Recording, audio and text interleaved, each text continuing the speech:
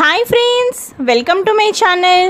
ఈరోజు వీడియోలో మనం సాక్షాత్తు శ్రీ మహాలక్ష్మీదేవిచే చెప్పబడిన మార్గశిర మాస లక్ష్మీవార వ్రత పూజా విధానం గురించి ఈ వీడియోలో మనం తెలుసుకుందామండి.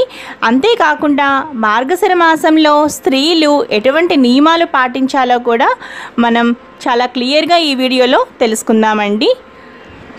ఒకనాడు నారదుడు పరాశరుడు త్రిలోకాలు సంచరిస్తూ సేద తీరటానికి భూలోకంలో ఒక గ్రామానికి చేరుకున్నారు.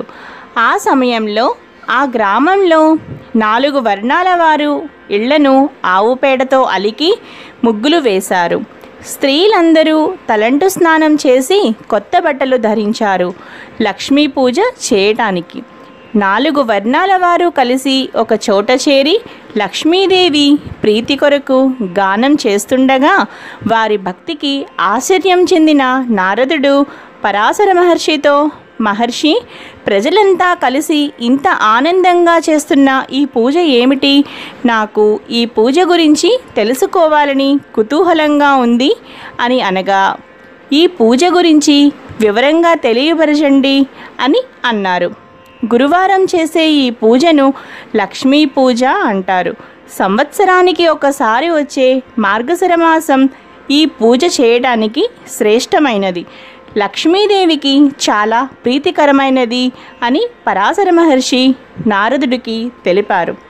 నారదుడు, మహనీయ, ఈ పూజను ఇంతకు ముందు ఎవరైనా చేశారా? చేస్తే ఎవరు చేశారో, వారికి ఏ ఫలం కలిగిందో తెలియజేయండి అనగా పరాశరుడు కథ చెప్పడం మొదలుపెట్టారు.